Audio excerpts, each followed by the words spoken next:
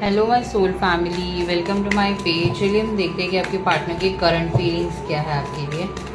Partner की current feelings क्या है आपके लिए। अपने पार्टनर का नाम लीजिए 3 बार मन ही मन में।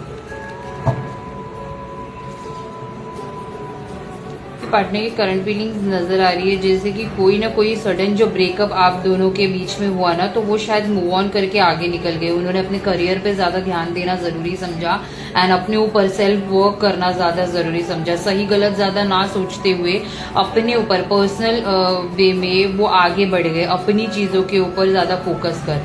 एंड वो सोच रहे कि पहले वो खुद कुछ बन जाए जिससे कि वो आपकी सारी विशेष पूरी कर सके एंड आगे जाके अगर कुछ सॉल्यूशंस भी हो तो वो इच्छाएं उनकी पूरी हो सके। वो आपसे प्यार दिल से करते हैं बट वो अभी इमोशंस छुपा के बैठे हैं, शो नहीं